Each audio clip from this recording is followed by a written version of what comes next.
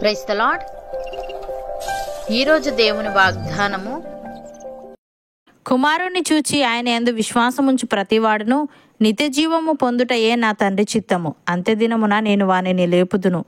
యోహాను సువార్త 6వ అధ్యాయము 41వ వచనము. సహోదరి సహోదరులారా, కుమారుణ్ణి చూచి ఆయనను విశ్వసించే ప్రతి వ్యక్తి నిత్య జీవాన్ని పొందాలనేది తండ్రి చిత్తమని యేసయ్య ఇక్కడ చెప్పాడు. ఇది క్రైస్తవ విశ్వాసం యొక్క ప్రధానమైన అంశం. ఇక్కడ కుమారుణ్ణి చూచి ఆయనపై విశ్వాసం ఉంచడం అంటే ఆయన చెంతకు రావడమే.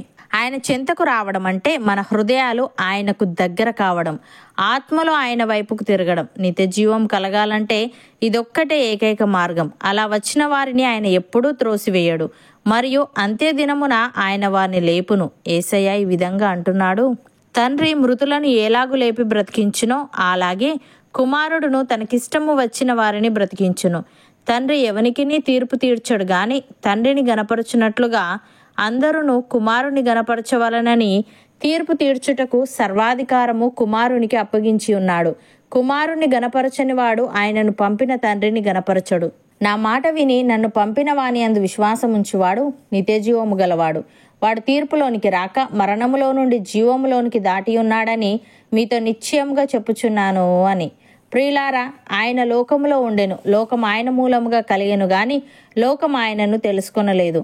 ఆయన తన స్వకీయుల యొద్దకు వచ్చెను, ఆయన స్వకీయులు ఆయనను అంగీకరింపలేదు. తన్ను ఎందరు అంగీకరించిరో వారికందరికీ, అనగా తన నామమునందు విశ్వాసముంచిన వారికి దేవుని పిల్లలగుటకు ఆయన అధికారము అనుగ్రహించెను. అపోస్తలుడైన పౌలు ఈ విధంగా అంటున్నాడు, దేవుని స్వరూపి అయి ఉన్న క్రీస్తు మహిమను కనపరచు సువార్త ప్రకాశము వారికి ప్రకాశింపకుండా నిమిత్తము ఈ యుగ సంబంధమైన దేవత అవిశ్వాసులైన వారి మనోనేత్రములకు గ్రుడ్డితనము కలుగజేసెను. అంధకారంలో నుండి వెలుగు ప్రకాశించునుగాక అని పలికిన దేవుడే తన మహిమను గూర్చిన జ్ఞానము యేసుక్రీస్తునందు వెల్లడిపరచుటకు మా హృదయములలో ప్రకాశించెను.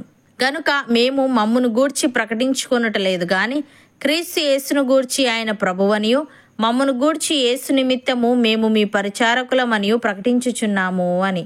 సహోదరి సహోదరులారా, మీరు విశ్వసించు అతి పరిశుద్ధమైన దాని మీద మిమ్మును మీరు కట్టుకొనుచు పరిశుద్ధాత్మలో ప్రార్థన చేయిచు నిత్య జీవార్థమైన మన ప్రభువగు యేసుక్రీస్తు కనికరము కొరకు కనిపెట్టుచు దేవుని ప్రేమలో నిలిచినట్లు కాచుకొని ఉండుడి. సందేహపడు వారి మీద కనికరము చూపుడి. అగ్నిలో నుండి లాగినట్టు కొందరిని రక్షించుడి. శరీర సంబంధమైన వారి అపవిత్ర ప్రవర్తనకు ఏమాత్రము నొప్పుకొనక దానిని అసహించుకొనుచు భయముతో కొందరిని కరుణించుడి. తొట్టిల్లకుండా మిమ్మును కాపాడుటకును తన మహిమ ఎదుట ఆనందముతో మిమ్మును నిర్దోషులనుగా నిలవబెట్టుటకును శక్తిగల మన రక్షకుడైన అద్వితీయ దేవునికి మన ప్రభువైన యేసుక్రీస్తు ద్వారా మహిమయు మహత్యమును ఆధిపత్యమును అధికారమును యుగములకు పూర్వమును ఇప్పుడును సర్వయుగములను కలుగునుగాక. అవును అన్నవారు నాతో పాటు ప్రార్థనలో ఏకీభవించండి.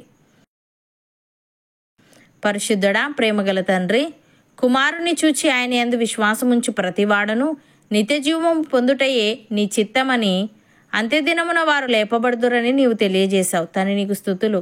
దేవా, ఈ యుగ సంబంధమైన దేవత అవిశ్వాసులైన వారి మనోనేత్రములకు గ్రుడ్డితనము కలుగజేసెను గనుక మేము నీ సువార్తను ప్రకటించుచు మేము విశ్వసించు అతి పరిశుద్ధమైన దాని మీద మమ్మును మేము కట్టుకొనుచు పరిశుద్ధాత్మలో ప్రార్థన చేయిచు నిత్య జీవార్థమైన నీ కనికరము కొరకు కనిపెట్టుచు నీ ప్రేమలో నిలుచున్నట్లు కాచుకొని ఉండుటకు సహాయము దయచేయమని, తొట్టిల్లకుండా మమ్మను కాపాడి నీ మహిమ ఎదుట ఆనందముతో మాలో ప్రతి ఒక్కరిని నిర్దోషులనుగా నీవే నిలవబెట్టమని యేసుక్రీస్తు నామమున ప్రార్థిస్తున్నాము తండ్రి.